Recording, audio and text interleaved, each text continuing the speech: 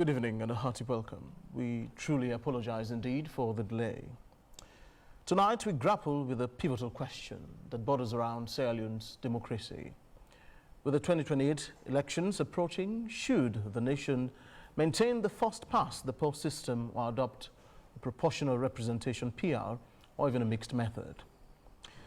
Civil society's voices echo divergent preferences. 57.9% favors first-past-the-post, 31.6% prefer a mixed system, and only 10.5% support PR, according to the National Elections Watch position paper. But the debate exposes deeper concerns than the mechanics of ballot. Public understanding, trust in electoral institutions, transparency, and even accountability appear to influence the electoral environment more than the choice of the system alone. Meanwhile, scholars like Banja Tijansi argues that PR better fosters national cohesion, reduces electoral intimidation, advances gender inclusion, and diminishes ethnic tension by removing the overly identifiable candidate feature inherent in first-past-the-post. His analysis also invokes Section 38A of the Constitution, a legal provision allowing the use of district block representation when constituencies have not been established. Meanwhile, Minister Cherrypicking affirmed the government's support for proportional representation during the national dialogue mandated by Tripartite Recommendation 78, citing its ability to promote inclusion, reduce cost, and prevent electoral violence. Can PR deliver on these promises? Or does first-past-the-post remain the more reliable system for Sierra Leone, giving entrenched institutional realities and public sentiment? This is AYV on Sunday. Where are we? This is AYV on Sunday. Hello and welcome.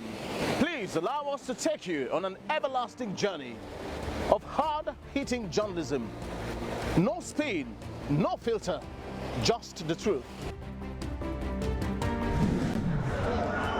On AYV on Sunday, we ask the questions that many are afraid to ask, and to test the level of sincerity and integrity of the people who have the power to shape our world.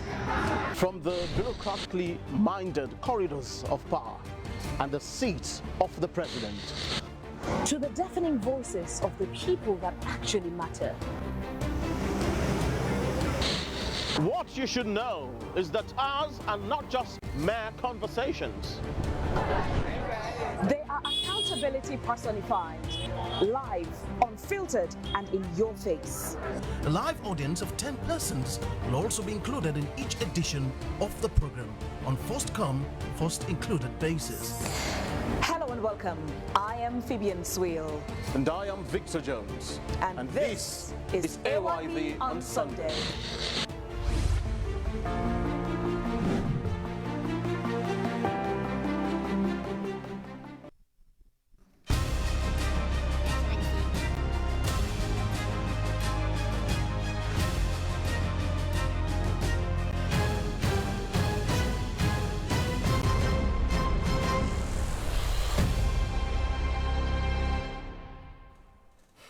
Thank you very much indeed for joining us tonight. My name is Victor Jones. Welcome to the program. It's AYV on Sunday.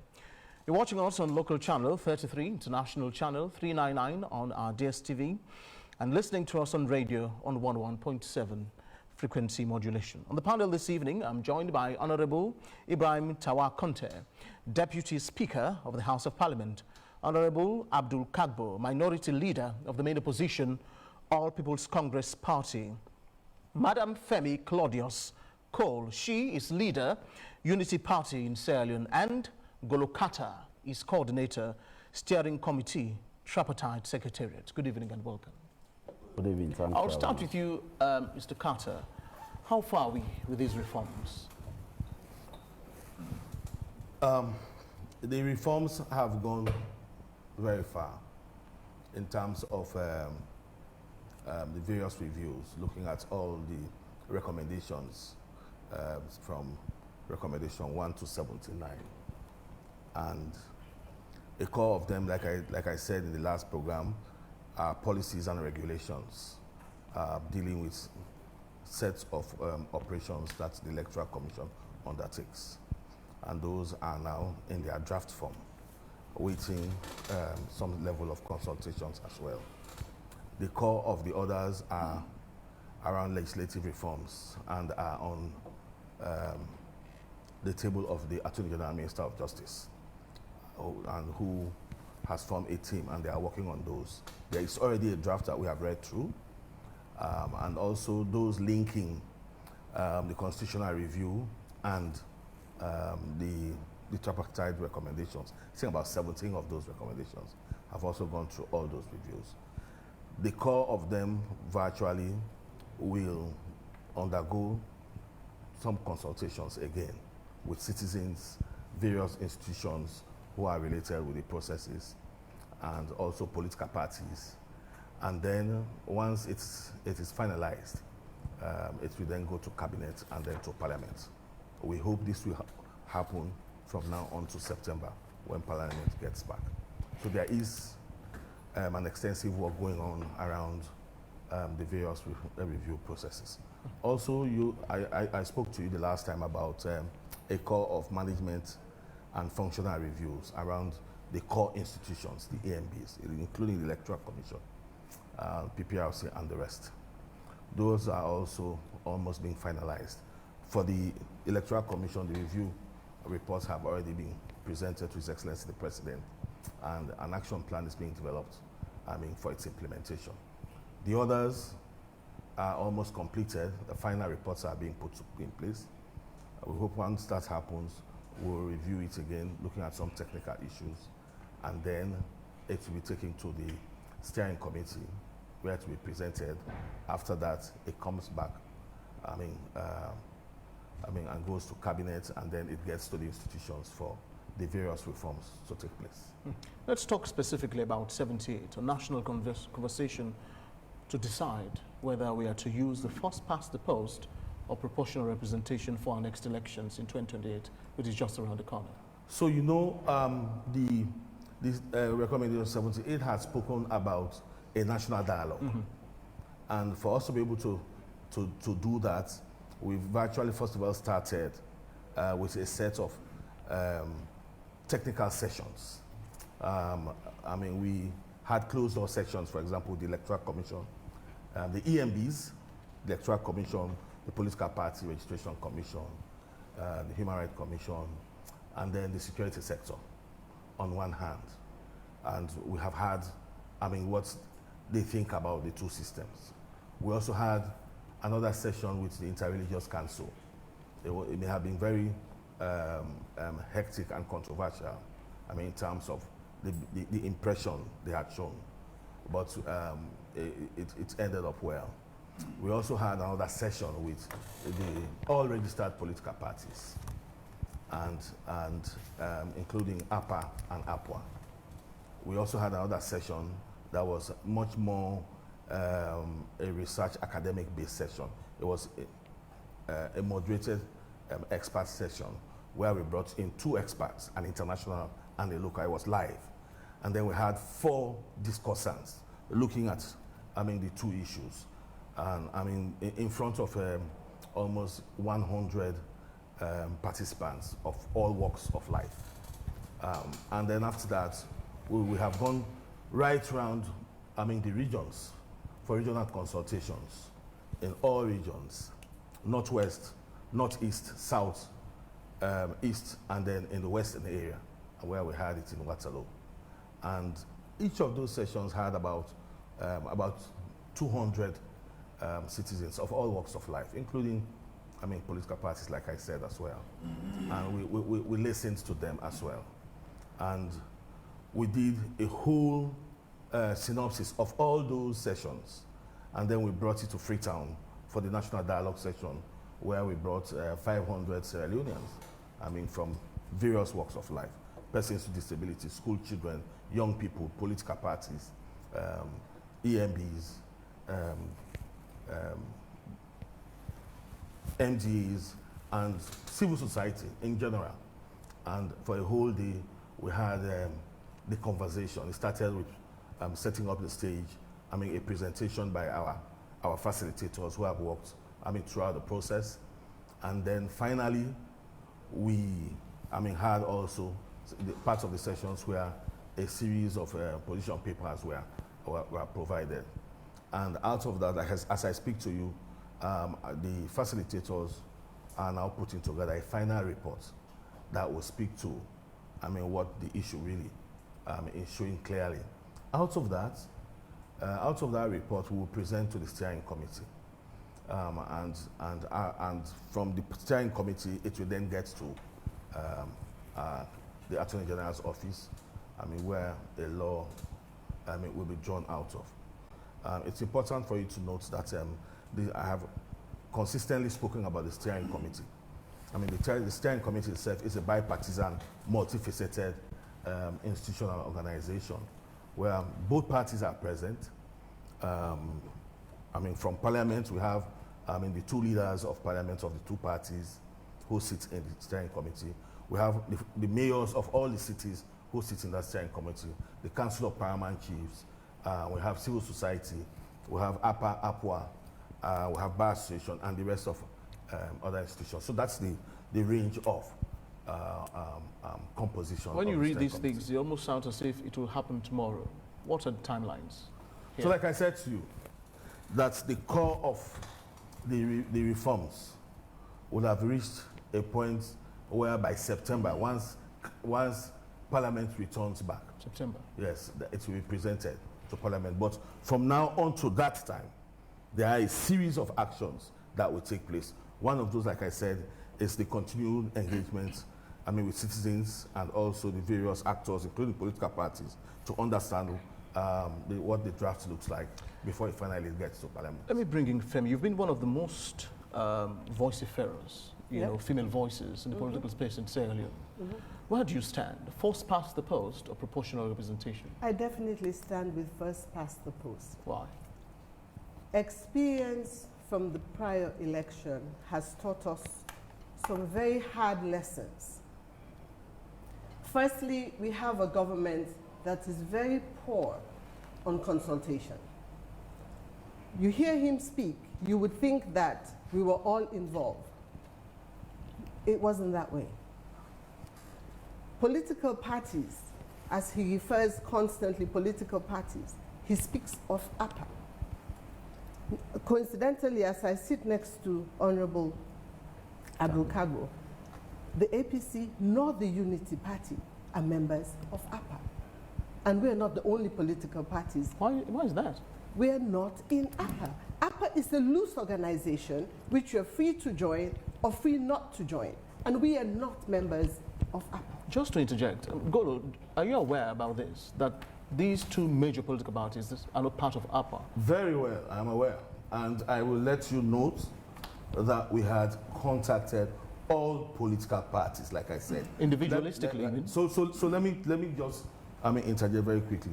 So when we invited the political parties around the conversation, we will always do this in tandem with the Political Party Registration Commission, Regulation Commission, because they regulate the political parties. So we are being informed.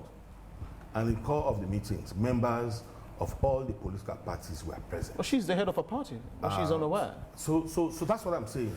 A letter was presented, to all the political parties and their representation, from all the political parties, including the opposition political parties. Let's allow Femi to finish her thoughts. Yes, you Coincidentally, I'm actually here with my Secretary General. No letter was ever, and when they send letters from PPRC, they are signed for. No letter was ever delivered. We were invited to the function at Bintumani. Yes, we were invited. In terms of consultation as to which system, we were not informed. We did not participate in any shape or form. But to answer your question, the experience of the 2023 election taught us some very hard lessons that it would be good for the people to understand As I said earlier, this government is very poor at consulting. They talk a good talk. On listening, it sounds perfect. The last election, we had this PR thrust upon us with no consultation, nothing whatsoever. What happened after that election? People did not know who their representatives were going to be. We did not know how they were going to divvy up the seats. Even after the election, nobody can tell you they ever saw how the mathematics was calculated. We asked about payments. We never got a clear answer. It was as if they were making it up as they went along. So what did the PR mean? The proportional representation that was rolled out meant the people did not know who their representatives were, who they were voting for, and they still don't. Too many areas do not know who their representatives are or who their councillors are. When it came to actually submitting our lists, it was as if, again, they were making it up as they went along. We complained about the threshold.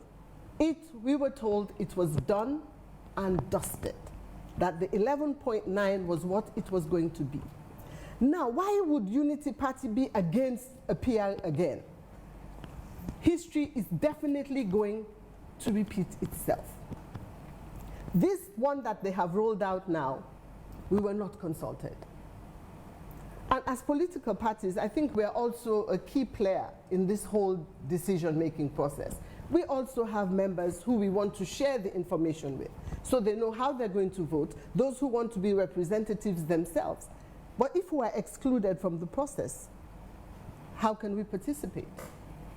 And when it comes to rolling out if they take all this to Parliament, let me predict, when it comes to the PR, there will be zero. When it comes to the threshold, there will be zero consultation.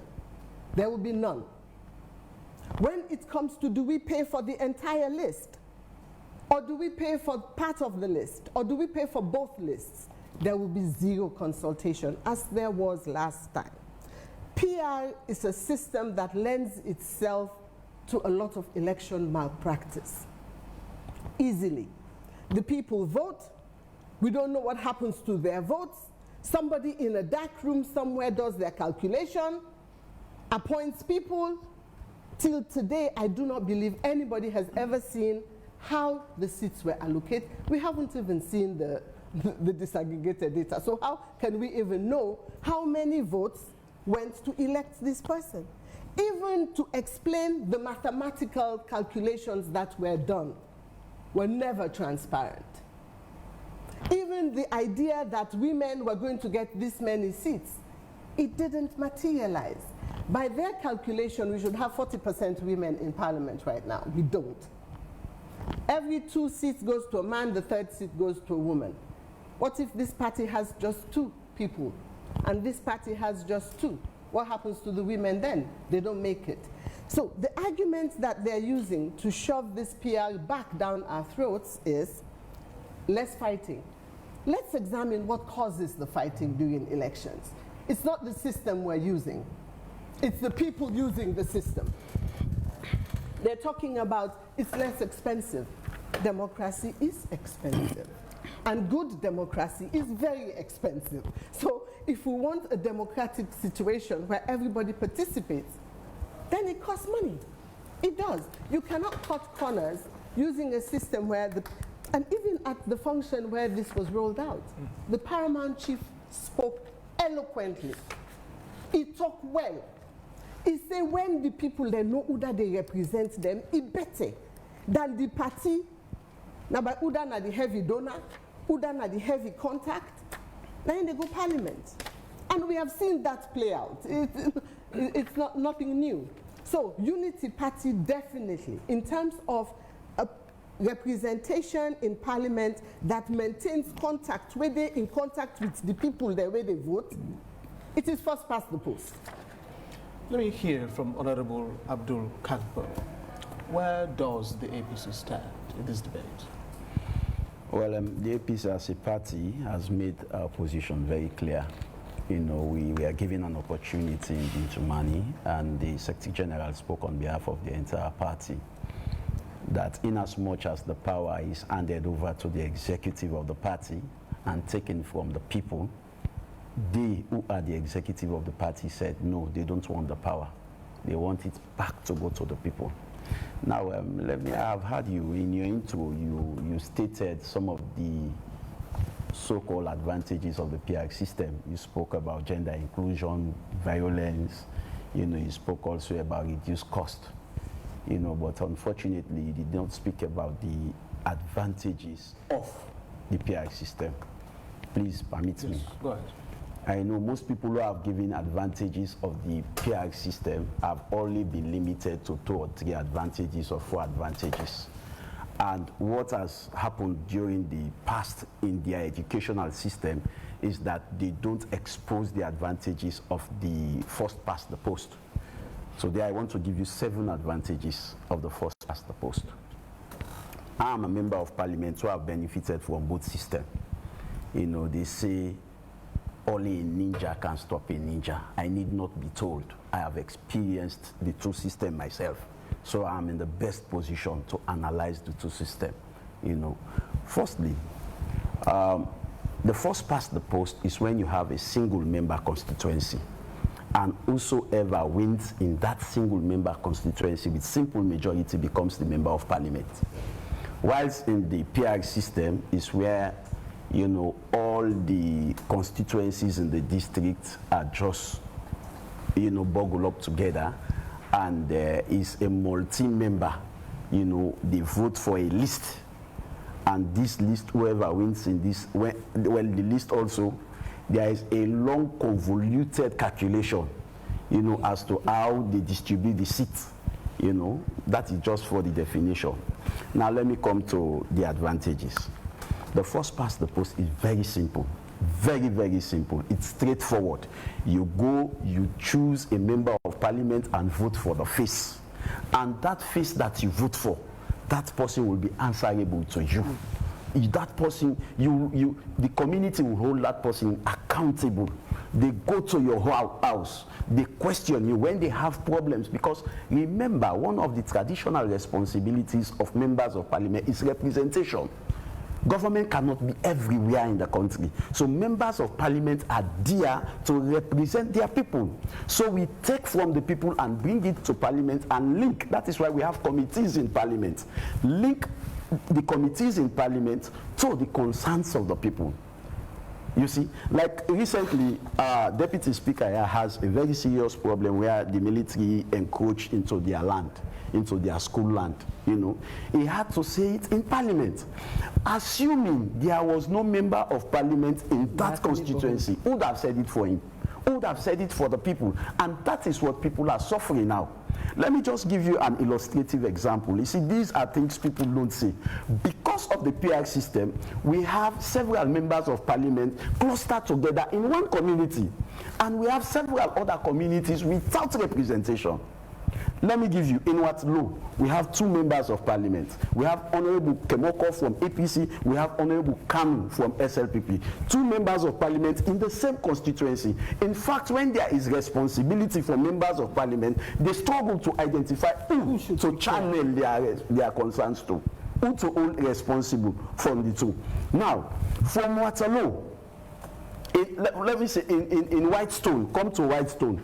Whitestone, we have 2 members of parliament. We have John Sati and we have Langley from SLPP. 2 members of parliament.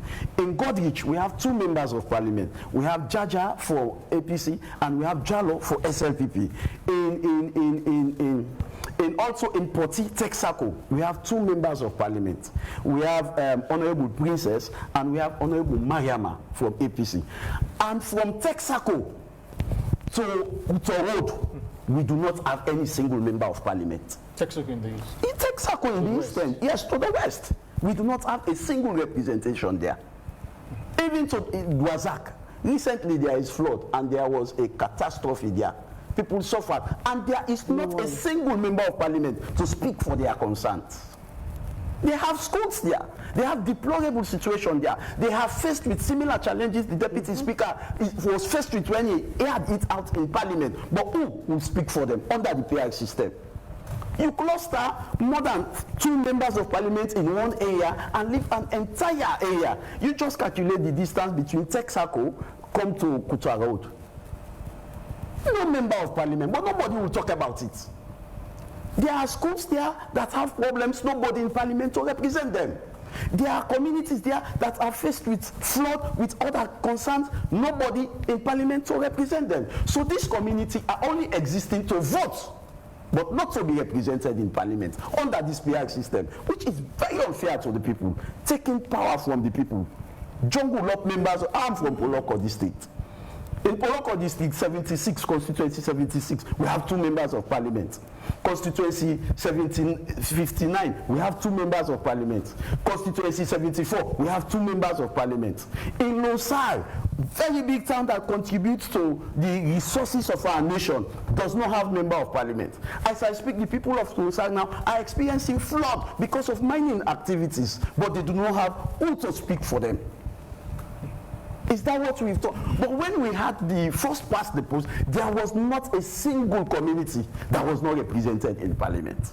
There was not a single community. So this is taking power from the people and depriving the people from their representation. This is just one. Let me come now to the matter proper. Yeah? Now, under the PI system, if we have a district and the district has 4 seats, 4 members of Parliament. You are 1, I am 1, she is 1, and Golokata is another, 4 members of Parliament for one political party. Let us assume, for argument's sake, we are all in APC. You understand? Now, if 4 seats, those 4 seats are also represented by SLPP. SLPP also will have their 4 candidates before the elections. APC will have their 4, SLPP will have their 4. What will happen now? During the elections proper, maybe the people will want you because of the relationship you've created with your own people. And maybe you will pull the highest votes in your own area because of the relationship and the representation you've already exhumed, even without coming to Parliament. And maybe me, because of my relationship with my party, they said, Honorable Abdul Kargbo, you are number 1 on the list. And you, who is a grassroots politician, who is with the people, you are the 4th on the list. And after the election, maybe APC will only have 3 seats, and SLPP has 1 seat. So what is that saying? Because you are last on the list, regardless of the fact that your community has the highest vote, pull the highest vote because of you, you will not go to Parliament. All your votes will transfer to me because I'm number 1 on the list. So it deprives the people of their own choice. It deprives the people. Like, for example, when we had the elections in 2018, we have Mangebue in Poloko District, constituency 058. They pulled one of the highest votes in the district. But as I'm speaking now, they do not have a member of Parliament. Their constituency is vacant, and they have series of problems that they are faced with. Nobody is there for them to face. Will they face any minister? Will they even have the access to meet a minister? So one of the primarily function of the member of Parliament is being eroded with its representation. You see, and quite apart from that, we have all seen in the 5th Parliament, we had 4 political parties in Parliament. 4 political parties, including independent candidates, independent members of Parliament. Why? Because first past the post is simple majority. Per constituency, single member constituency. When you win, you represent. So you are not even bounded to be affiliated with political party. Once the people know that you are hardworking, once they know that they like you, you have shown that you are their own person, they will vote for you. But in this Parliament now, there is no other political party other than APC and SLPP. This is as a result of the introduction of the PR and the threshold. So now, even if you want to be independent candidates, they will have to vote for you in the entire district, not only where you come from.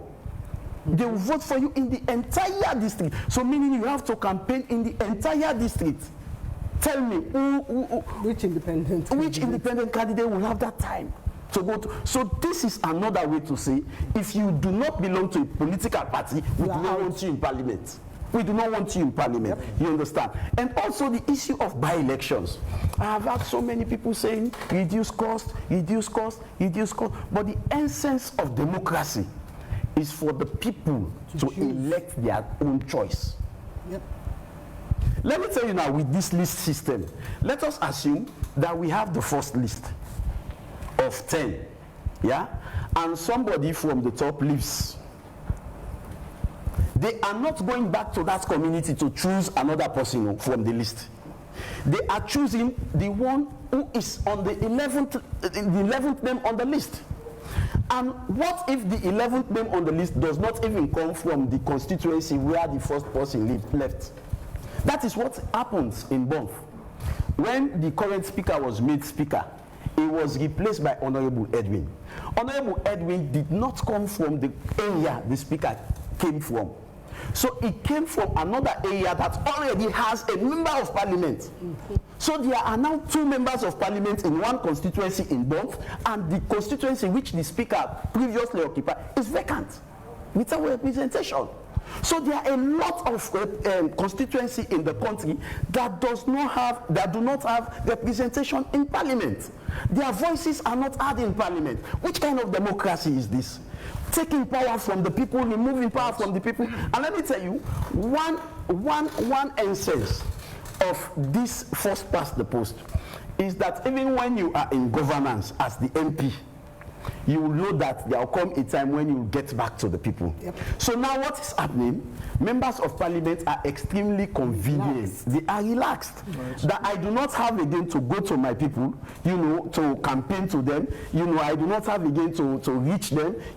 Just keep close to your party, and your name is on the top of the list. Then pap, you get to parliament. So to me, this system is fair. Is not good for our own locality. It is convoluted. It is complex, and it is very difficult to understand. Even the calculation of seats, right?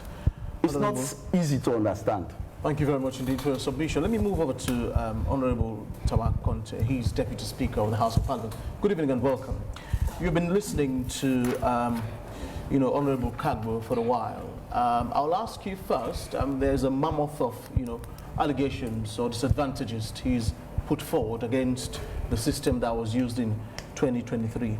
You can address that first and tell us where you stand in the debate. Thank you very much. I've heard and listened carefully to Madam Femi and to my brother, the Honorable Kargbo, the leader of the opposition in Parliament. Firstly, I want to say, when it comes to the matter of the law, processes and procedure, we should not be emotional. We should stick to the dictate and spirit. But the law has both the spirit and the letter. So we must also understand that proportional representation is not plucked from the air. And democracy has several different strands. You say power is taken away from the people when you introduce proportional representation. Are you saying power is taken away from the people of Germany, from the people of Norway, from the people of Denmark because they are having proportional representation system? No, because it's another strand of democracy. And in our constitution, just like in 2013, when an amendment was made to section 79 and 80, which changes the way a speaker is elected, it is law. Though it's an amendment to the constitution, it remains law, and we're still following that path. Because when once laws are made, and let me also draw your attention to the fact that section 105 of our constitution gives parliament and makes parliament the supreme legislative authority of Sierra Leone. And it is an entrenched clause under section 108 of the constitution. So it means when parliament legislates a law, that law can be used, invoked, as and when the need arises. Similarly so, section 38A is a body in our constitution.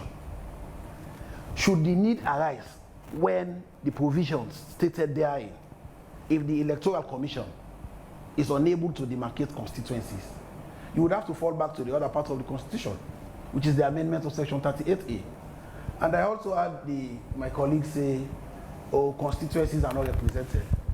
I wish to draw his attention to section 97, paragraph B of the Constitution. It says all members of parliament are considered representative of the people of Sierra Leone, not of a constituency, of the people of Sierra Leone. So whether you represent a constituency or not, you are representing the people of Sierra Leone. So your level of commitment is not limited to the feelings and to the impulse of certain people within a certain boundary demarcated as constituency. Your representation cuts across the whole country. That is why when we speak, we don't speak because I'm coming from Lumley. I speak because I'm a member of parliament and I'm bound, like he said, part of the three responsibilities we have, the most important is representation. We have three: 93, oversight; 97, representation; 105, lawmaking. So these three put together makes a member of parliament, whether you sit in Poti, you should be able to react and speak for and on behalf of the people of Dwazak. You should be able to understand what is happening around. Now, coming to the PR. The PR, like I said in the beginning, is not coming from the blue. Mindful of the fact that a constitutional review committee was set up by President Komon in 2008. That follows the constitutional review committee that was set up by President Kaba, whose report was handed over to President Komon. But because he deemed the report submitted by Peter Tucker as not sufficiently addressing the issue, he set up another committee, and that committee was led by a distinguished justice of Sierra Leone, of blessed memory, Justice Kawan, and 80 other Sierra Leoneans.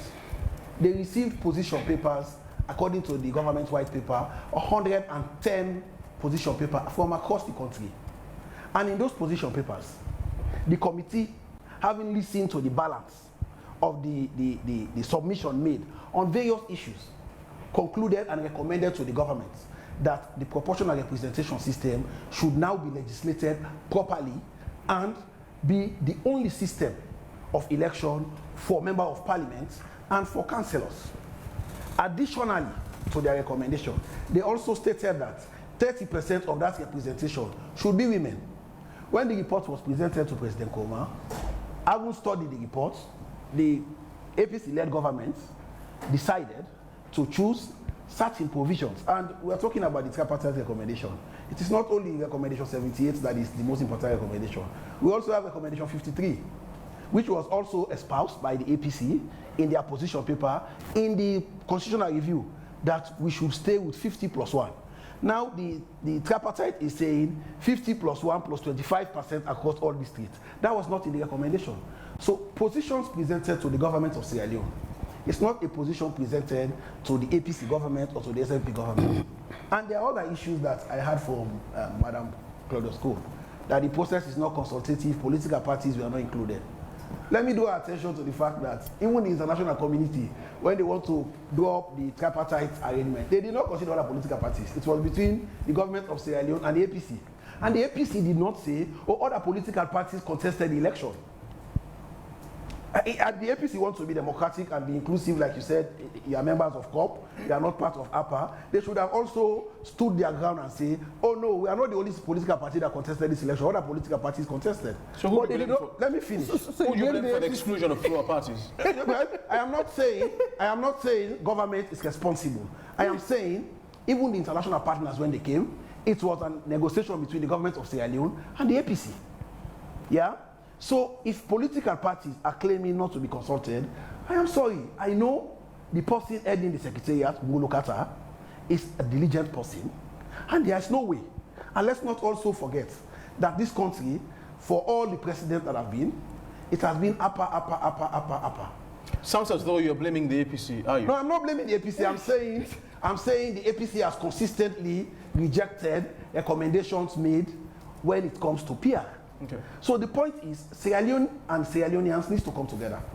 Because if you are mindful of Section 97 of the Constitution, says we are representing the country, I don't think there's a problem for myself in the SLPP to sit and discuss issues around Western area, starting from Levuma Bridge onto Orogu with the Honorable Timbo. I don't think it is wrong for myself and the Member of Parliament in Wellington, Honorable Alphaba, to sit and talk about Oluwaf.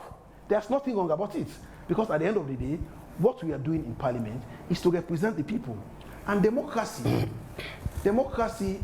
like she said, it's not cheap. We know. But the point before us is, what is best for Sierra Leone? Everybody is pushing for what suits their political party. But we are pushing for what people before political parties, devoid of political parties, have recommended in this recommendation of the CRC.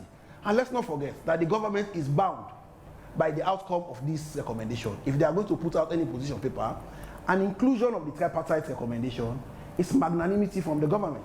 And whatever is included, let me end on this note, whatever is included from the tripartite is not law.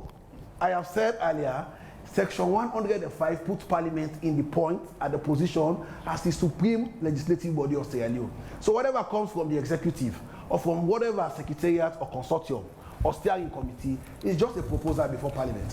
Honorable, going by the actual definition of democracy worldwide, do you think it's apt or sensible to have people vote without the names of people they're voting for, just pictures and symbols? And also, do you think it's democratic to have a parliament without a representation of smaller parties in the country? Do you think it was democratic when there was only Can you answer these questions, please? I'm answering the question. I mean, from your view. From my view, yes, I'm answering the question. Tawa is another journalist. He's questioning the question. Do you think, no, excuse me. When you are talking, I did not make innuendos or make any inputs. Do you think it is practical? Do you think it was democratic when in 2012, the parliament was only APC and SLPP? It has not been anything different. Let's talk about democracy and its definition. So it says it's the government of the people. Let me finish. It says the government of the people, for the people and by the people. Yes. It does not say, and even the list system, the list is published. And I have also had both Madam Claudius and the Honorable Abdul Kargbo, the leader of the opposition, say the calculation was easy. No, the calculation is a regulation passed by Parliament. It was brought to Parliament. Yes, a pre-legislative hearing was done on it in Committee Room 1. Members of Parliament were educated on it before the regulation came to Parliament. There is no way. I'm asking you this because in the CRC recommendation, in the CRC recommendation, the threshold for proportional election. Hold on, Honorable Kargbo. I said it was Honorable, please. Right, please hold on. It's convoluted. Please. When you were speaking, I did not. You are protected. Go ahead, please. When the CRC recommended for the proportional representation, their threshold was 30%. The recommendations are there. So if it comes to 11%, and the calculation, whether you say it was convoluted, whether you say it could not be understood, members of Parliament then that were representing constituencies, they were not representing the bloc, they were representing constituencies. We are presented with the report. Okay. We are presented with the calculation. Did they go back to their constituent to explain? Honourable, I'll ask you this as the Deputy Speaker of Parliament. Looking at the physique, the constitution of the current Parliament, are you okay with how it's looking, having only the APC and the SLPP in the House? Personally, will you be okay to have just the Democrats and Republicans as the only set? This is Sierra Leone, Honourable. It's a democracy. It's a democracy we're talking about. It is only a personal perspective. How do you see it is only Republicans and Democrats that are in the American Senate. Let's Sierra Leone, please, Honourable. It is democracy. Democracy does not limit itself to a country. Well, the definition. I'm sorry. The definition does not. If it were a research, then the heterogeneous, variables will be different. No. Sierra Leone, I'm talking. Oh no, it is democracy. Democracy, it is the people's will. And if so, that's what I'm asking, as a Deputy Speaker of Parliament, as an authority in the House, the view of the current Parliament, are you okay with it, personally? Why should I, person, not a politician, even. Why should I not be okay with it when other countries are okay? Yes or no, sir? I have said, why should I not be okay with it? Are you okay, Honourable? I am okay with it because... Thank you very much indeed. Let me finish. Okay, please, let me finish. Finish up, please. No, let me finish. Okay. I am okay with it because... It is not only in Sierra Leone, like I said, democracy is not restricted to a country. Right. And it is not only in Sierra Leone where only two political parties sit in either Senate or the House of Representatives. Right, so it is democracy. All right, Honourable. Golo, you've been itching to speak. So let me just read verbatim. Okay. I mean, some of the issues that were generated out of the conversations around the consultation. and then we will come back to really looking at the two systems. Okay.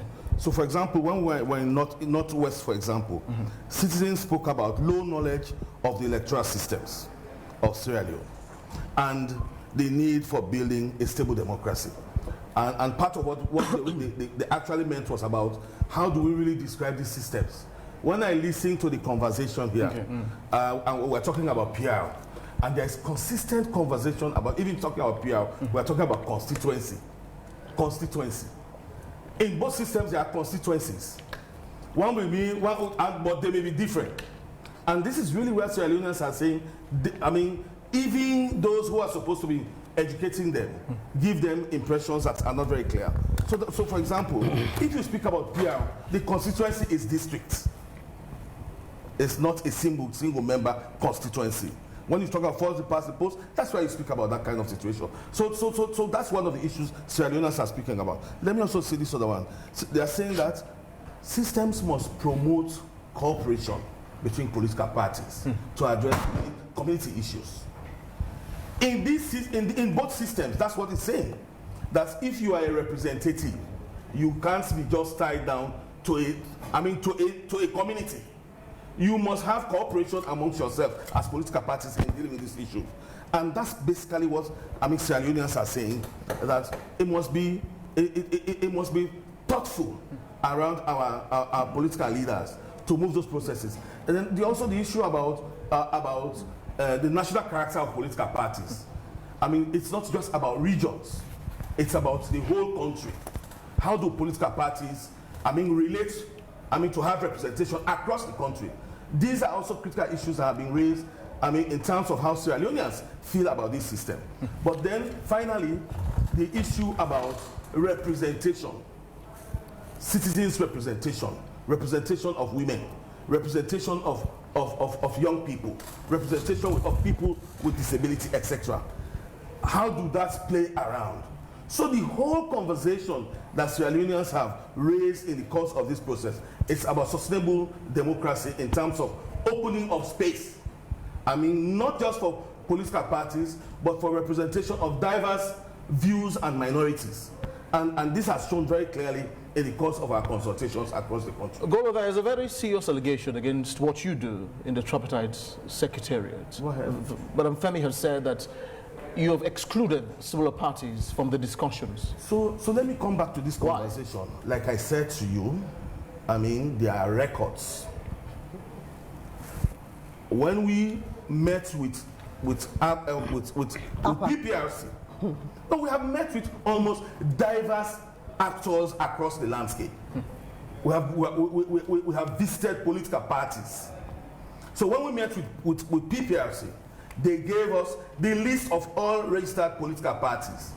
So like Madam said that she got a letter for the invitation to get to the national dialogue, I am again saying that there were letters for the technical engagement of political parties, so to all political parties. In fact, PPRC had made this very clear to us, say for all political parties except APC and SLPP, bring their letters to us, we will deliver them.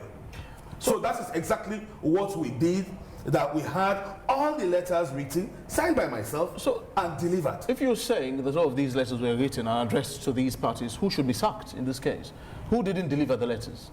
So, like I said to you, the clarity is that PPRC had told us very clearly that, except for APC and SLPP, deliver their own letters, and we did.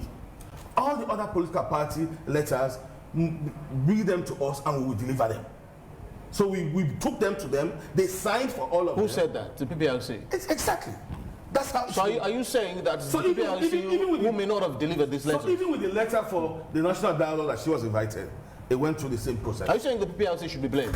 I'm not saying PPRC should be blamed. But the letters were not delivered. Who then would you hold responsible? So tell me, she got a letter for the national dialogue. But did not receive the second one. So that's what I'm saying. It means that maybe somebody may have picked up the letter and may have not have brought it to her. But the fact is that if she got one of it, it meant that all those letters went through the same conduit and got to the same processes the same way. Yes, Femi, let me tell you what probably happened. The PPRC does business, the upper's address is PPRC.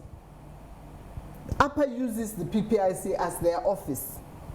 So they appear to be the favored organization, inverted commas. But I would hate for us to spend our valuable time on whether we got the letter or not. We did not get a letter. That can be proven on another day for another show. But I want to go back to what Honorable Tawa was saying. This is neither America nor Germany. The status, the way people live in Germany and the way we are living in Africa is totally different. And he knows it full well, that culture plays a big role in politics and in everybody's daily life. So it is okay, and I am shocked that the Deputy Speaker of Parliament can comfortably say he is comfortable with there being only 2 parties represented in Parliament. And 2 parties represented in Parliament happen because even during the process in PPLC meetings, this very upper would stay in PPLC meetings and be projecting their path to Parliament. Who they can go Parliament? Who appear we want, who they can go Parliament? Who said those words? Prince Coker, late Prince Coker of APA. He was the chairman of APA. And not one of those political parties, I don't think they even go to Parliament to go and help to sweep, talk less of sit in one of the benches. So the fact that you can say comfortably that Germany and other countries, PR didn't drop from the sky, no. The way Africa is going to grow is by us paying close attention to our culture and our community. And that is why we're seeing other countries are progressing. Whilst we in Sierra Leone, we are still wearing white wigs to court because we still think we're in England. No, the African system is different. The relationship between the representatives and their members of parliament, he, Honorable Tawa, knows. Where he go fix pump na lonely front meals, na he I go meet. I didn't go and meet any other parliamentarian. So don't just disregard the relationship that exists between the people and their representative. For you to say, what if they talk so now in a book? Say if the policy 191 say that once you're in parliament you represent everybody. Is that even as a political leader, how many times do they go and knock on his own door? Specifically, how many times do they go and knock on Abdul Kargbo's door? So what of those people who are in that area? Politicians and leaders of our government are inaccessible to the people, the average man on the street. You don't get access for go meet anybody. The most possible way you go meet like a councillor, any MP, you know, the minister, president don't know if he live or he die. You don't know. So for him to just sweep that and say this, it works in Germany. Is this Germany? Do we have a safety net in Sierra Leone? If you are poor, you're sick, you die. If you are poor, you don't get educated. Beyond your party, the Unity Party, does your advocacy include the country as a whole? For people who do not have a voice, or someone might say, oh, this lady is just arguing because her party was disadvantaged in the process. No, my voice goes far and wide, and I thank God it's going even wider now that I'm deliberately meeting people of different walks of life, and all I am doing, what Unity Party has been engaged in, is advocacy. We're listening to people. We are really, and this thing they're saying they consulted 2,000 people, 2,000 plus people, all the people that we have been engaging recently, nobody has heard anything that PI don't want to use back, people are shocked. So, in 8 million people... Has it been decided that it is PI that is going to be used for the next election? Well, has it been chosen? This government is one perhaps that... Golo would have to tell us that, whether they are chosen, you know, the PI well, can I do a few? I know there should be a national dialogue as stated by the capital recommendation. Let me give you a brief, let me predict for you. It has been, excuse me, you said? So it's a process. Okay. It has to... But it's still on. You have not decided, right? Have you? There's already a final report being written. Have you chosen the system that's to be used? It's not about me. Okay. I mean, the committee, exactly. led by the committee. So once there's a recommendation, provided, that recommendation then gets to the... You're the hem of their affairs. I mean, that's what I'm saying. It's not a recommendation. Let's just say hearsay. So when you listen to the wide range of Sierra Leoneans speaking, what do they say? You will imagine that they are speaking about a system that is much more representative in terms of proportion. Which is that system? That's the kind of engagement. So because if Sierra Leoneans say they don't want violence, if Sierra Leoneans say they want just to be clear for our viewers to understand, are you saying implicitly, or rather directly this evening, that the PR system has already been chosen for the 2023 elections? I can't say that. There should be a report that will justify that. I'm only saying can I interject? A series of the conversation that has generated out of this process. You're saying that the people actually want the PR. And they don't. Who have you been speaking to, please, if I may ask, please? To the choir. Who are these people who have been, clamoring for the PR system? Sierra Leoneans. Where are they? Who? I have just told you that we had. Whom did you meet? That we had regional consultations. Yes, region. Which regions? Which regions, please? Every region in the country. So for example, if we go to Northwest, we're expecting that we'll have, Sierra Leoneans who will come from Cambia, Carine, and Potloko. And you've done all these consultations? We have completely finished those. That's why we had a national consultation. What about Freetown? Where exactly? Whom did you engage in Freetown, given that even the other parties were excluded from the process? In Waterloo, there was a huge consultation in Waterloo. And after that, there was a national dialogue that brought urban to the engagement. Which part of the urban? Let me give you... You said urban. Which part of the... You mentioned Freetown. Waterloo. That's what I'm saying. Waterloo. You started with Waterloo. So I said Waterloo, yes. I said Freetown. But let me bring... Which part... I just want us to be clear, please, Mr. Carter, if you don't mind. Which areas did you engage? Parts of Freetown, you said. You started with Waterloo. Which other areas did you engage? So Waterloo is for rural. Yes. Which other areas did you engage after Waterloo? So I have said Freetown is for urban. There are two sets of regions. And which particular areas in Freetown, the urban, did you engage about the PR system? Entirety. Okay. People were brought from every part of urban area. And the finality of it is that people said they wanted the PR, right? Would you speak specifically that they did say they wanted? That's what when you look at the various generation of conversation, reducing violence. Did you record these conversations, please, just for posterity or documentation? So there's going to be a comprehensive report born out of this. People who are technically knowledgeable about these processes have been recruited. By the way, this process was funded by international ideas, the European Union, and the government of Sierra Leone. These technically minded people, who are they, please? Do you have some notorious names? Some famous names. You said people who are experts in these systems had already been employed. So give them. Okay, that's one of them. Joe Pemagbi. Okay. And there was an international expert who came in from Nigeria to join them to put this report. All of these people have said that the PR would work for Sierra Leone. There's a report being put together. And I think it's better for us to get that report, and then we have that conversation from that. Thank you, Golo. Just one second, let me just add. At that Bintumani, they had the head of the Paramount Chiefs there, who I believe is from Kailang. And he spoke eloquently. He's not the head of Paramount Chiefs. He was the representative of the Paramount Chiefs. Am I right? And he spoke eloquently that according from their own perspective, with consultation with their own people, they favor first past the post. Then who? Did you by any chance, I'm just to interject you, Femi. Did you by any chance keep these Paramount Chiefs? Look, all those, while you were doing your engagement? All those reports will be placed into the final report. But let me say this to you. Yes. We're saying Paramount Chiefs. Yes.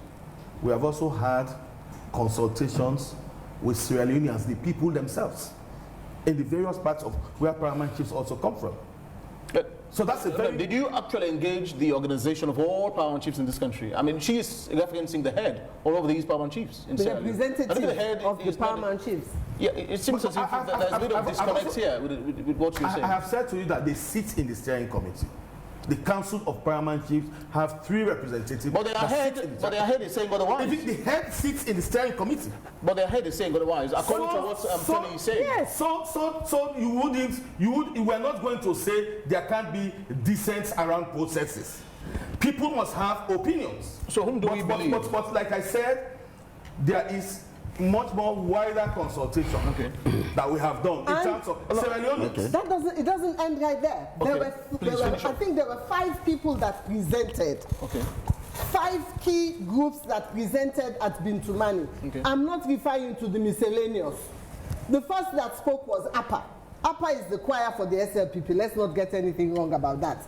They said that's a wide accusation. Oh, it's a valid one too. That can be proven if you want me to. No, please go ahead. I want it to be proven. So, can you prove it? APA, what instances can you point? APA's chairman, the late chairman, was Prince Coker. Yes. His deputy was the chairman of the SLPP. Am I right or am I wrong?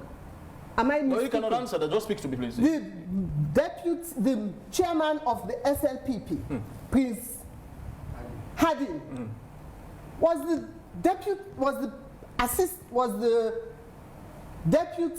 chairman of APA.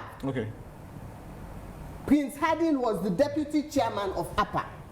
Chairman of the SLPP. So it's a branch of their party. The Interreligious Council also said they prefer first past the post. And where did they tell you that? Bintumani. The same Bintumani? The same Bintumani. He was there. No, you are about this proclamation. But that's what I'm saying. That Interreligious Council said they prefer. Yes, or is it say no? That can be decent. So now we've had the Interreligious. But I'm saying to you, that over 2,000 Sierra Leoneans across the country, including technical organizations, let me hear from the main opposition. Please, yes. Well, firstly, I'm going to a little bit delve into what Golo said and what my deputy speaker said. First to Golo, he spoke of consultations all over the country. I want to tell you authoritatively as the leader of the opposition in parliament that these consultations were one-sided. They went to hold a meeting in Makeni and the mayor of Makeni, who is supposed to have hosted them, was not informed. They went to rural and the head there, the chairman of the council, Kasho, was not informed prior. They know there were confusion. Yes. So let me answer. Okay, carry on. Let him clarify. First of all mayors are part of the steering committee. In fact, all consultations we had were officially. I'm also part of the steering committee. Of course. I mean, you've not attended, but somebody representing you consistently and is reporting back to you. But let me just say this to you. And no consultation was discussed in that steering committee. Let me just say this. Carry on, sir. All regional consultations were opened by the mayors of the cities. But he's saying the mayor was on the web. So I will tell you. So there's records. I will tell you. There's a tripartite Facebook. I will tell you. Just allow me to finish up, please. There's a tripartite Facebook. There's a tripartite website, and it shows clearly. But what shows there? It shows clearly that the mayor is in the fore, speaking on the issues. Did he actually attend that particular steering committee stuff we had in McKinney? The mayor attended. Was he there? And officially opened the process in McKinney. But otherwise. Please allow me. I will explain more. The mayor, the resident ministers of all the regions were present and they made statements. Now let's come to Western Rural. In Western Rural, the chairman was informed. I personally called him up and he said that he had burial. He will come back to me. He didn't come back. The resident minister was also informed. He was out of country, he had just come back, but the same representatives. Let me tell you, in the Western Rural process, there were councillors, women councillors of both political parties. In fact, that's where I found out that the women councillors of both political parties, there's 6 women councillors of APC and 5 women councillors of SLPP in the Western Rural. And 2 of them openly spoke extensively about their opinions as councillors in terms of cooperation amongst them as 2 parties working around their districts, and the fact that that is what has opened their eyes, a system that has brought more women into the process. That's one of the areas I want to speak about. So that's just basically what I wanted to see. Across the country, the mayors, the resident ministers, opened all the consultations. Excluding the paramount chiefs. Yes. And let me continue. Interreligious council. Let me continue. Technical session. Yes, let me are you saying continue. you've not had technical sessions with these paramount chiefs and even the intelligence council? We did. You have. And they said no. I was interjected. Okay. Let me continue. I don't know. Let me continue. I'll come back to you. Golo, yes. Honorable. I authoritatively said the mayors were not informed. Yes. The mayor in Makeni called me. I was the one who told him to enter and make the statement. Because he was not informed, in fact, he wanted to boycott that meeting. You know what they did? They even did not even inform government officials, elective officials that are APC. They did not inform them. Let me tell you what they did when they went to the East. When they went to the East, they wanted representation from the opposition in parliament. They dropped the letter in the morning at 10, whilst the program was 10 o'clock in Kenima. Yes, that is what they did. That is not possible. I spoke with the electoral commissioner, with one of the electoral commissioners, who said yes, they are on the meeting, but now let us wait till when they go to the Northwest. I am just not a passerby in the political landscape of Sierra Leone. I am an active player. So whatever I say is authoritative. No. I am in close touch with my party officials. The mayors are all, I'm in close touch with them. I was the one who convinced the Makeni mayor because of the presence of one or two other people. I said, go there, but express your dissatisfaction. And he did. If you want the mayor at AYV tomorrow, he will come and express the same that I am saying to prove to you that I am not lying. And quite apart from that, yes, okay, quite apart from that, you see, when they went for the consultations, in the provinces, the regional consultation, were religious people invited? The question is no. Because if the opinion of the people in that consultation differs from the opinion of religious people at Bintumani, it means they were not invited in those consultations. Were paramount chiefs invited, their position is different. According to him, everybody is crying now for the PR system because they choose the people they invited to that process. No. And if anything should happen, let me tell you, ask the Secretary General, the chairman of the APC, they will authoritatively confirm to you that none of them were invited or informed about this consultation. Ask the mayors. It was only when they got to the scene, to the hall, that the Makeni mayor never wanted to go. So these processes were skewed. But that is just on Golo. I want to come to Tawa. Okay, please finish up, please. Thank you, sir. The deputy speaker, with all respect, sir, he spoke of Germany, Sweden, Norway, Denmark. I could remember when I went to Germany, I was with a friend, and there were toll gates. In fact, one of the toll gates, they don't stop you. When you are on emergency, you use that toll gate. But what happens is that when your vehicle passes through the toll gate, the camera picks you up, and they send email to you, and you are required to pay the money, and you pay once the email is sent to you. Do we have that system in Sierra Leone? Do we have that? I have friends who are members of parliament in Sweden. I have friends who are members of parliament in Germany. Do you know how their constituent gets to them? Through emails.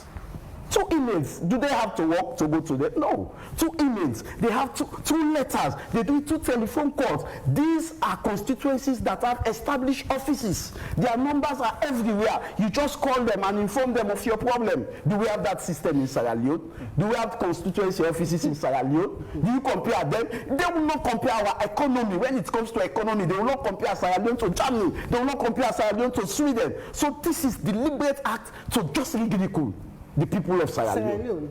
Yes, it's deliberate act. Now, the deputy speaker here is a member of parliament from Lumley. Ask him if he has ever spoken for existing problems in Dwazak, existing problems in Wellington. Never. He would not, because he would only focus on his own constituency, his own area. He who feels it knows it. You are part of the people, you feel it. When you feel it, you know it, and you take up the challenge. That is why it's very important for members of parliament to dwell within the people. So you're saying that even though there is a legislation, but the reality differs? The culture. It's quite different. Okay. And let me tell you, the essence of this debate is to see how how the country should adopt either the first past the post or the PRX system. But when he was talking, the deputy speaker was talking, he did not even give one advantage of the PRX system. He was just justifying how the PRX system emanated, how it emanated. You know, how the PRX system emanated. 2008. You understand? From this to this. We are saying this government should be a listening government. It is not what the government want. It is what the people want, because this government was voted.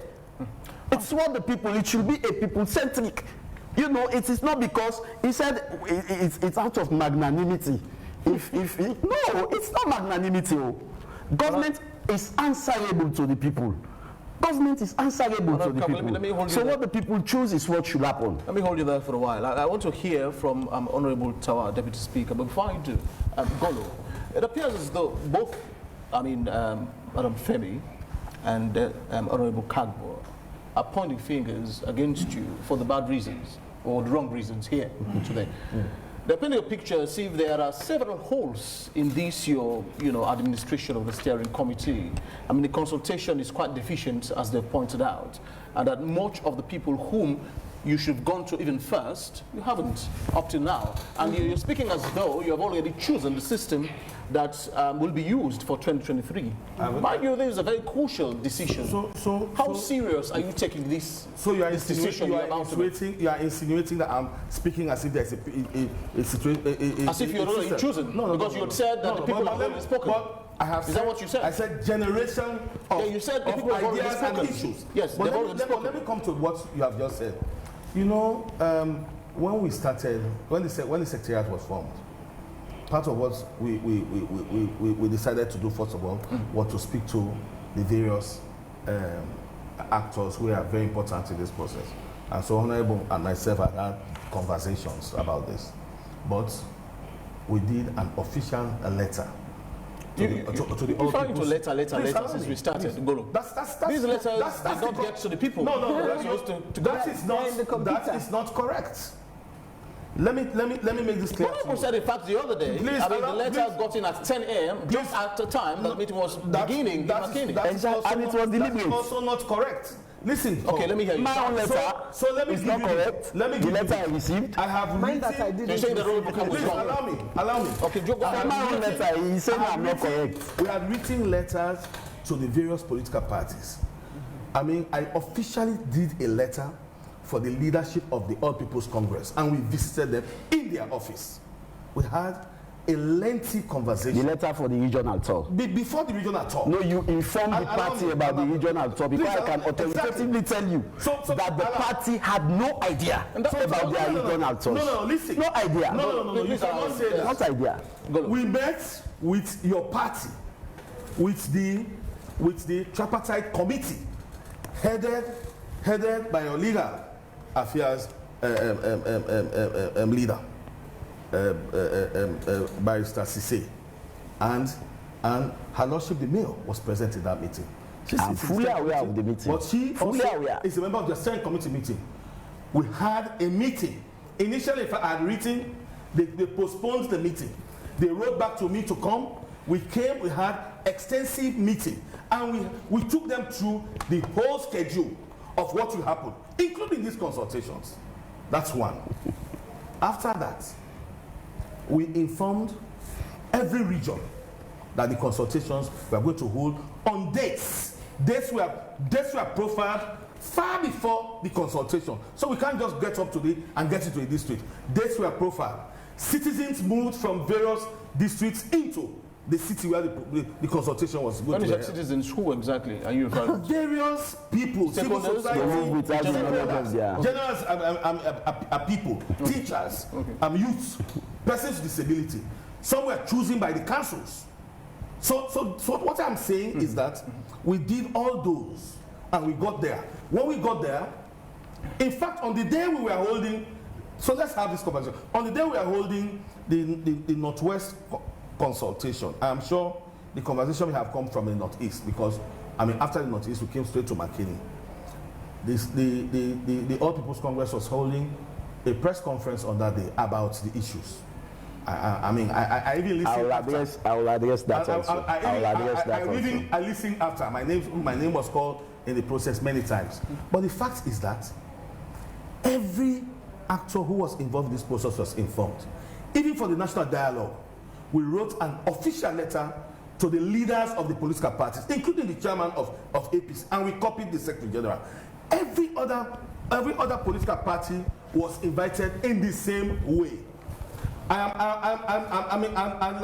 I said, no. Madam said she got her letter for the National Dialogue. She didn't get the other. There was only one consultation for political parties. Let me make some clarification. I can provide a list of all those who attended that political party. Let me make some clarification on what you have said. Honorable Kargbo, let me hear from the Deputy Speaker, Honorable Tawa. You've listened to the conversation for a while. First off, what are your views around all what has been discussed this evening before I ask my question? My view is I see democracy being defined here. I see democracy has also included culture. I see we move from the principles and values of democracy as espoused by Abraham Lincoln and originally brought in the Greek system. I see now Madam Femi Claudius is talking about peculiarities in culture. Let's not forget, let me remind her that our culture before colonialism, our now paramount chiefs, we are kings, and their time and tenure were unlimited. But because the King of England or the Queen of England wanted to be the supreme authority, he reduced them from kings to chiefs. Let me finish, don't worry. And also, she's saying political parties are disadvantaged in the PR system, PR system. Did she not contested the 2018 election? UP contested. They did not get any seats. So the PR system and democracy does not take into consideration what my colleague is talking about. Oh, when you pass along a toll gate, it took photograph, it sent to your email. The world is a global village. The world has moved beyond isolating yourself and putting yourself in a position wherein you make yourself the poorest of the poor. We've passed that. Nobody stops our people from calling on telephones. We have telephones. Our people are on WhatsApp. We have WhatsApp groups for political parties, for communities, for institutions, where messages are passed. Yeah? We have email system. We have various medium of contact. And their presentation, her work does not mean we take the burden of the communities. No. We speak for and on behalf of the community. He spoke of the fact that I'm only mentioning Lumley. No. You could recall when they brought the agreement for Kisi industry. I spoke on the routes, the road leading to the entire Kisi industry, from King's production downward to Kisi industry. I don't live there, but I go there and I know their problems. I know their concern because I know my responsibility. And I also want to admonish Madam Femi Claudius to also know that in democracy, particularly for you aspiring to be a presidential candidate, you must also try to understand what the law speaks and not to speak off-head. It is clear, the position of the law is, we have two systems of elections when it comes to election of members of parliament. In our constitution, we have section 38A and we have section 38. Forget that. The recommendations or whatever you're pressing Golo on does not supersede the constitutional review document. This one, I was presented to the government of Sierra Leone. The recommendation on this was done consultatively, and out of these documents came the amendments of section 79 and 80 of the Constitution that changes the way Speaker and Deputy Speaker was elected. So let's not forget that there's already an existing document that the government of Sierra Leone is bound to go by. The constitutional review document submitted to President Komon, who was head of the government of Sierra Leone, the head of the executive at the time, and anybody that comes in, if he or she wants to make any change, that change should be reflective, and the reflection of that change does not stop to the decision of Ngolo and the committee that they arrange or sit on. No, it comes before us. because we are the supreme legislative authority of Sierra Leone, and laws are made by us only. That is why when laws are enacted by Section 106.6, it is styled as laws enacted by the President and members of Parliament, because we are the principal representative of Sierra Leone. So whatever comes out of the recommendation, it comes to Parliament, and it is in Parliament, depending on what clause. If it's an entrenched clause, you cannot pass it without 2/3 majority. He knows that. If it is an ordinary clause in the Constitution, you need majority. You can pass the law. So the point is, whatever comes out of that discussion will still have to go to the people, because they have the powers in the referendum to make a decision. So in terms of democratic convenience, you don't choose a system you think is convenient for you only and forget about. Let me tell you, I had my colleague spoke about, I did not justify why PR is good. I'm not here to justify why PR is good.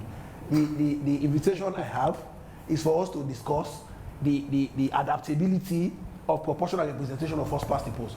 But that aside, let's also come to look at how PR is bringing members of parliament from both political parties together.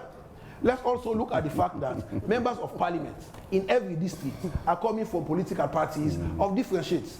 Save for Bombali and Kenema and Bo. All other sides and Kailau, all other parts of the country have members of parliament from the APC and the SLPP. So it shows clearly this is not the first time two political parties are represented in the Sierra Leone parliament. No. So why is it that it's no? Nothing is bad about it. It is democracy. It is the will of the people. You cannot question it. It is what they vote. You have contested 3 elections, right? Or 2 elections. You contested in 2018. You contested in 2023. Have you been able to make it to parliament? Because the people speaks loudly that your party cannot represent us. Those that we think have the capable hands to speak for on behalf of the people of Sierra Leone, those are the people that they will elect. So for me, I see culture coming into democracy, and democracy being assigned, or peculiarities are assigned to Sierra Leone democracy as different from that of the world. No, everybody is the same. The world operates on the same frequency. Human beings are the same. Deputy Speaker, before I usher in the Chief Producer to read our text messages for tonight, I'll ask you this question. It's quite crucial as well, or quite germane to our discussion this evening. Now, there's the CRC ongoing. It's been been there for like decades. I mean, we've been discussing this thing. 1991 Constitution is the inforo domestico in Sierra Leone. Much of these laws or these reforms that are projected or being projected by the tripartite recommendation or the tripartite document are enshrined in the Constitution. Do you think 3 years will be enough to have this thing fixed before the next election? Do we have a CRC going? No. The CRC submitted their reports to the government of Sierra Leone. The government of Sierra Leone, under the APC-led government, decides to put out a white paper on certain recommendations that they thought is good for Sierra Leone and reject the others. Yeah? But the CRC document is with the government of Sierra Leone. It was presented to Cabinet. Cabinet took a position on it. So whichever government come in is representing the government of Sierra Leone. And there's a document before the government of Sierra Leone, which was commissioned by former President Koroma. And in that document, part of the recommendations of the CRC, of the tripartite, some of it were already looked at. Like I said, in the government white paper put out by President Koroma, he said 110 submissions were made, white position papers, recommendations were made before the committee. Do you want to say 110 submissions is a reflection of Sierra Leone? No, but it is a sample taken on behalf of Sierra Leone, and they arrived having 80 people in that committee representing all strands of opinion: civil society, INGOs, non-governmental organizations, interreligious council, council of paramount chiefs, like they are saying now. Those people concluded that the proportional representation comes out as the best system that was recommended in those submissions. Look at the document. You've never read it. I will give you. We're talking about what you just did. It is not what you just did. Sorry.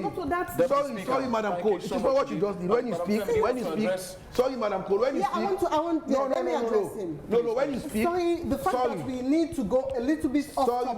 Madam Cole. Let us make it clear. Madam Cole, sorry. That the reason the Unity Party could not contest was because the SLPP government. This is not SLPP. Made a decision wrongly that we were to be excluded for whatever reason, because the reasons that were given were false. And that was why the Unity Party went to court in front of Adrian Fisher, who again gave the kind of ruling which is incomprehensible, and which is why we are now appealing that ruling, was why the Unity Party did not contest. And from him, it seems as if the Deputy Speaker does not know that the Unity Party did not contest. I am sorry. We did not contest 2020. Yes, I am sorry. He didn't. He doesn't know. I am sorry. I am sorry. This is the important. Do I have the floor or? Yes, and this is why it is good for the people to choose their representatives. You see, when they speak, they spend all the time. Hold on. When they speak, they spend all the time talking. I don't interrupt them. You know why? But you're wrong. Hold on, Madam Cole. This is a civilized place. You are not in Germany. No, hold on. This is a civilized conversation. This is a civilized conversation, Madam Cole. When you speak, I give you all the time. Order. I don't know. This is not order. This is civilization. If it were order, if it were order, you know she will not speak. I will vote 42. But the point is, this is a civilized conversation. People are listening. Interrupting will not help the conversation. That is why when people talk, I listen. And when they finish, I make my point. And my point is very clear.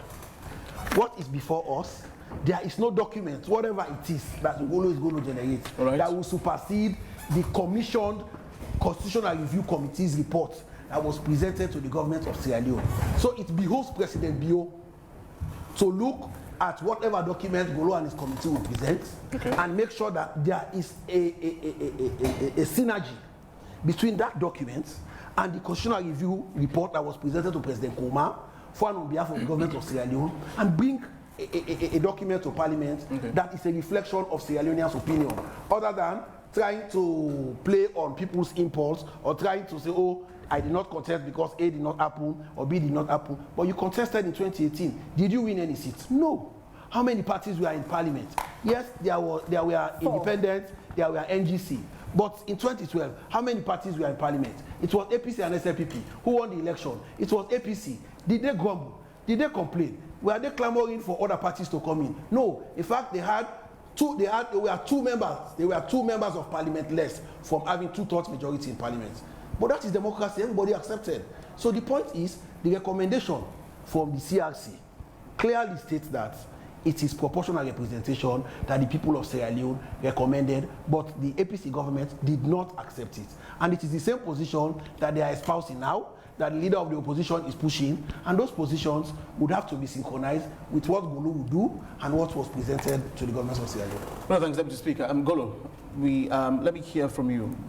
We've heard all sides this evening. It appears you have much of the work to do now. You don't have much time. Where are we at with what is to be chosen or what will be chosen eventually? The PR of first past the post. And you've said that we should hear from you by September this year? Before the end of this month. Before the end of July? Before the end of July, the final report will be out. And in that report? That speaks about the comprehensive processes that we have done. And in that report, there will be recommendations. No. There will be recommendations. Those recommendations are what will be presented to the steering committee. And from there, the steering committee will hand it over to the Attorney General, who will take it to Cabinet.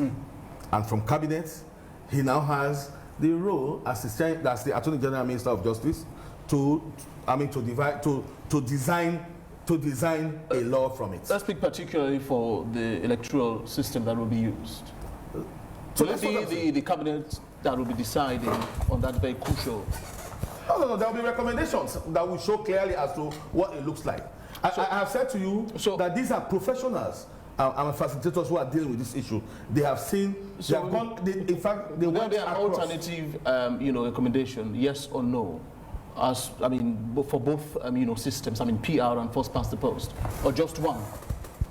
Would you be recommending both and give reasons why you are recommending each of these systems for the steering committee in the Cabinet to decide eventually, or just one in that document that you will be giving out soon? I think we have to wait for the reports. I'm not a magician to be able to sit here and imagine what 3 professionals are writing about what they have have put together from all the consultations across the country. Let me hear from... Like we said, those consultations were one-sided. And I want to assure you that our party will make a statement before the consultation. And the Deputy Speaker was saying, APC, APC, APC. This first past the post is not about APC.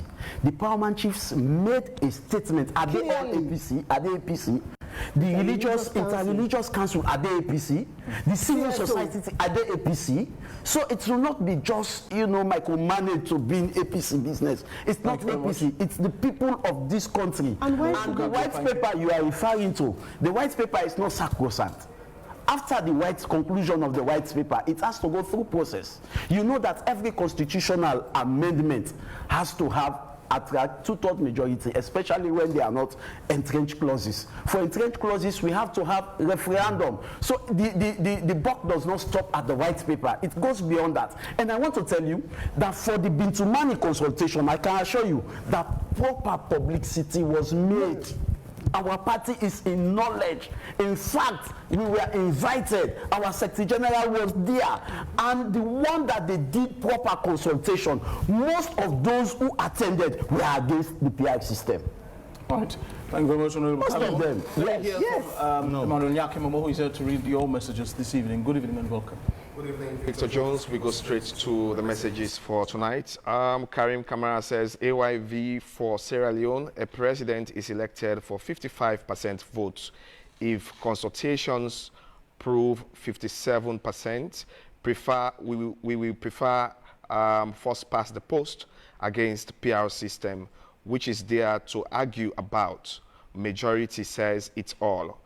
All we need is a genuine head of neck who serve the country regardless of any tribe, race, or color. Andrew Sise says PR is only for the pauper boys because they don't believe elections. They believe if they use first past the post, they will definitely lose their seats. Amadou Kargbo says, my big question is why does the PR system suit SLPP but does not suit APC? Edwina John is saying the PR system creates a situation where political parties control the list of candidates and their order. This reduces the ability of voters to choose who exactly represents them. Popular but low-ranked candidates may not get the seats. Abu K. Sise says PR system is nothing but a complete shame to the democracy that we are seeking in Sierra Leone. An electoral system that doesn't create an avenue for proper representation is not a valid democracy. The last we can take is from Aruna Davis. He says, Mr. Deputy Speaker, which system brought you to Parliament? You make reference to Section 97 of the Constitution. Have you ever taken development out of your constituency? Have you ever stood up in Parliament and raised concerns about the dying needs of your constituency? Those are the messages that we can take. Victor Jones, and back to you. No, thanks indeed, Emmanuel. Golo, let's just finish up. We have like 3 minutes to round off. Final comments. You've heard the messages. So, our role as a secretariat, is to serve the people of Sierra Leone. Decisions that have been taken. Will we be going back to the drawing board, given that a lot of allegations against you that the constitutions are not proper? Decisions that have been taken, by the government of Sierra Leone and the All People's Congress. And, like I said, the core of them sit in the steering committee. They tell us what we do. And what we're doing currently is to ensure that those 80 recommendations are implemented. Will we be changing strategy? Particularly around, it's an open process. Like I said to you, we are continuing. Doesn't quite seem so from what Abdul and Femi have said. From different parties, by the way. So even just by say that Madam said she didn't get a letter, she got one. We also expected that as a political party, it's her civic right. She could have come back to finding out what the issues were. Right. But genuinely, like I said, we have the records to justify that all political parties were invited to every process that we are running. I mean, and that's the same thing. We are making tremendous efforts to engage, I mean, the All People's Congress, because they are part of the signatory of this process. And myself, I mean, have made efforts to visit them, speak to them. I also talk to the Secretary General, and so that's as much we can do in terms of opening the space. And believe me, that space is open. Most of these conversations are going to end with them. With who? I mean, the steering committee of which he is a member, but also then after cabinet to parliament, of which he is the minority leader. So our own duty is only to facilitate all these processes, get it to a point where it's clear that it has citizens' engagement. Right. As I speak to you now, we are organizing district engagements across the country. Thank you very much. And we'll virtually, make sure that is popularized and Sierra Leoneans know exactly where we'll be at time and dates, right, so that it's everybody will participate in the process. Finally, Femi. Let me just give you a quick information that one of the recommendations was the formation of a committee called the IPDC, the Inter-Party Dialogue Committee. Yeah. That committee began sitting where we, Unity Party, and all other political parties were part of it. They began sitting and they were handling issues of all these recommendations. I think it was overseen by PPRC. And then PPRC said there was no money. And the committee said no funding, and it was stopped. So there was no more forum for people to dissent to this. Had the IPDC been sitting as was planned and recommended in these recommendations, we would not be where we are today. Right. So we can ask the question, how come there was no funding? Right. Why was there no funding? Honorable? Yes, finally, what I have noticed is that deliberately they are cherry-picking the recommendations that they will implement. We recently had a commissioner, and recommendation 9 is very straightforward on how to appoint the commissioner, but it was never implemented, it was never taken into consideration. Yeah, and recommendation 20 talks about a committee in parliament that should oversee election management bodies. It was never been implemented. It has never been presented to parliament. So they are cherry picking the recommendations to implement. Quite apart from that, I left this deliberately, the last advantage of the PR system. I left it deliberately last. Of the first past the post. I left it deliberately last because it is timely and very transparent. Let me tell you, in the previous election, 2023 elections, all the observers, they said the elections was not transparent. It was opaque. You know, the elections had issues. That was why we are talking about even recommendations or tripartite committee, because the election is not transparent. The first past the post, and it was the PR system. Now, the first past the post, you are able to count your votes in your constituency. Immediately in your constituency. You have your constituency result. Each constituency produces their result, and at the end of the day, you have a district result, which will not be different from a combination of the constituency result. Because this is simple, because it is verifiable, because it is quick to announce, because it is clear and immediate, that is why they don't want it. They want a system that is opaque, they want a system that is convoluted, because they think that is how they can be able to manipulate. But these 2028 elections, APC will not take anything less. Trust my word. Deputy Speaker, the last of the buck. Do you see a referendum preferable eventually? I see a process that is not restricted to recommendations made by the tripartite committee only. I see a system wherein government will open its mind to other documents before it, including the white paper, like I said, that was presented or that was drafted by and gazetted by the APC-led government, which also says, as part of the recommendation of that CRC, it also states that the ECSL composition should remain the same. But the government then insisted that Parliament should have a say in expanding the Electoral Commission of Sierra Leone, for it not to be limited only to the commission, the chairman, and other commissioners. These are recommendations before the committee or before Parliament now, or that will come to Parliament. What? So for me, I see the vile and old technique of, oh, APC will not allow this, APC will not allow this. Democracy is clear. Let me tell you, in a constituency 113 in 2018, the Honorable Idris Said Kamara, he lost by 200 votes, which shows that there was almost neck and neck dead hit between him and the APC. Are you saying that those people that voted for him don't have a voice in democracy? Their voice was not heard because they voted for Honorable Said and he lost by only 200 votes, but the person that represented that constituency got a little above 200 that caused Honorable Said to lose the election. That is democracy.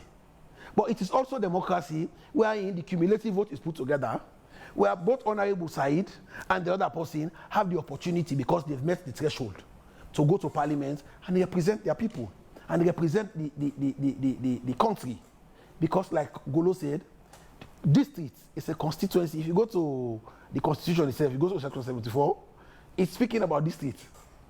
It's not talking about constituency specific. It is 38 that speaks about constituency. So the point is, I would continue to say that the laws of Sierra Leone espouses two systems, both proportional and first past the post. The APC was in governance, the law was passed under Tijan Kaba. They saw it and they left it there because they know it is operational and it is a functional system. So for me, the one that APC will not allow, the APC will not allow this, it should slow down on that and allow democracy to prevail. Consultations done will not get a unified opinion. Right. It doesn't mean that if interreligious council say it's no, the people in Tonko Maite says yes, it means interreligious council should be listened to. Every voice matters. So the point is, whatever that is entrenched, Madam Cole, whatever that is entrenched will come to referendum. Whatever that is not entrenched will decide by 2/3 majority in Parliament, and it's law. So I want to say thank you, and I want to say thank you to the viewers for watching us talk about democracy. I give you the vote of that. And for no, I'm closing. My brother, I'm closing. I have the latitude to close. And besides, don't forget. We have the speaker inside. Thank you very much indeed. Honorable Tawa, Deputy Speaker of Parliament. Well, we will end today's edition of AYV on Sunday here. On the panel, we are Honorable Ibrahim Tawa Conte, whom you just heard from, Deputy Speaker of Parliament, Honorable Abdul Kargbo, Minority Leader of the main opposition All People's Congress Party in the same well of Parliament, Madam Femi Claudius. She is Leader, Unity Party, and also Golokata, who is coordinating the steering committee of the Tripartite Secretariat. Thank you very much indeed. To my producers for this program, Emmanuel Nyake Momo and Ransford McLean. Graphics editors were Joshua Stedibangura and the entire AYV on Sunday graphical and technical crew. In case you missed this live session today, it will be rebroadcast on Tuesday at exactly 11 a.m. on DSTV, which is channel 399. Victor Jones are my names, as always, and you've been hearing us and watching us from the top of Tawa Hill on Wesley Street in the heart of this beautiful city called Freetown. Do not forget, indeed, that The Housemate has been launched. It's season 4, and it's 1 billion old leons for this particular season. The forms are now out at 1,000 new leons on AfriMoney. Go there and get your forms now. Goodbye. Up next is Primetime News. Goodbye.